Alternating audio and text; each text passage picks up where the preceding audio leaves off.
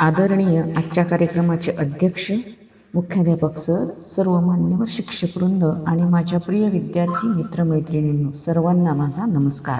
आज आपण आपल्या देशाच्या इतिहासातील एका अत्यंत महत्त्वाच्या दिवसानिमित्त येथे एकत्र आले आहोत. 9 ऑगस्ट हा दिवस क्रांतिदिन म्हणून संपूर्ण भारतात साजरा केला जातो. हा दिवस आपल्याला स्वातंत्र्यासाठी लढणाऱ्या असंख्य स्वातंत्र्य सैनिकांच्या त्यागाची, बलिदानाची आणि देशप्रेमाची आठवण करून देतो. मित्रांनो, भारतावर जवळजवळ 200 वर्ष ब्रिटिशांचे राज्य होते. या काळात भारतीयांवर अनेक अन्याय झाले, देशाची संपत्ती लुटली गेली, भारतीयांवर कठोर कायदे लादले गेले आणि स्वातंत्र्य हिरावून घेतले गेले. पण आपल्या देशातील शूरवीरांनी हे अन्याय कधीच स्वीकारले नाहीत. सन 1942 मध्ये दुसरे महायुद्ध सुरू होते. याच काळात भारतीय जनतेने ब्रिटिश सरकारकडे स्वातंत्र्याची मागणी केली, मात्र ब्रिटिश सरकारने ती नाकारली. त्यामुळे देशभरात स्वातंत्र्याची भावना अधिक. यानंतर 8 ऑगस्ट 1942 रोजी मुंबईतील गवालिया टँक मैदानावर भारतीय राष्ट्रीय काँग्रेसचे अधिवेशन भरले. या अधिवेशनात महात्मा गांधी यांनी ऐतिहासिक घोषणा केली, करा किंवा मरा.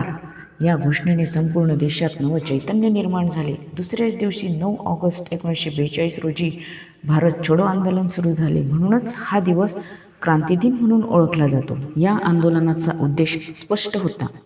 ब्रिटिशांनी भारत सोडावा आणि भारताला संपूर्ण स्वातंत्र्य मिळावे.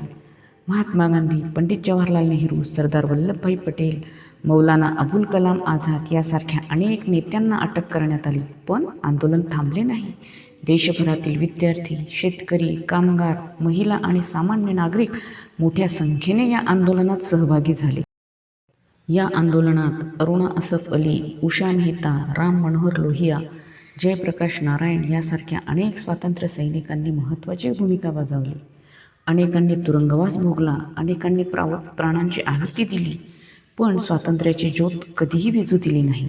विद्यार्थी मित्रांनो, आपल्या महाराष्ट्रानेही स्वातंत्र्य लढ्यात मोठे योगदान दिले आहे. लोकमान्य बाळ गंगाधर टिळक, वासुदेव बळवंत फडके, चाफेकर बंधू, स्वातंत्र्यवीर विनायक दामोदर सावरकर, क्रांतिसिंह नाना पाटील अशा अनेक थोर व्यक्तींनी देशासाठी अमूल्य कार्य केले.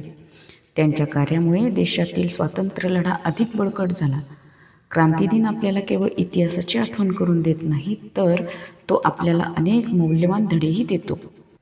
आज आपण स्वतंत्र भारतात मुक्तपणे शिक्षण घेत आहोत, आपले विचार मांडत आहोत आणि आपल्या आवडीचे क्षेत्र निवडू शकतो.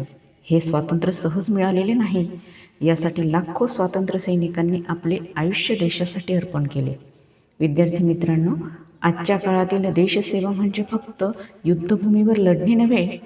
चांगला विद्यार्थी बनणे, प्रामाणिकपणे अभ्यास करणे, पर्यावरणाचे संरक्षण करणे, स्वच्छता राखणे, संविधानाचा आदर करणे, सामाजिक सलोखा जपणे आणि जबाबदार नागरिक म्हणून वागणे ही देखील देशसेवाच आहे.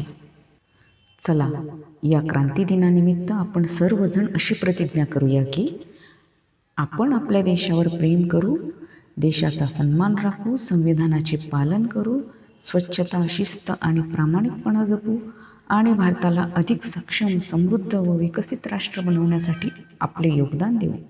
शेवटी भारताच्या स्वातंत्र्यासाठी आपल्या प्राणाचे बलिदान देणाऱ्या सर्व ज्ञात अज्ञात स्वातंत्र्य सैनिकांना मी विनम्र अभिवादन करते. वंदे मातरम. भारत माता की जय.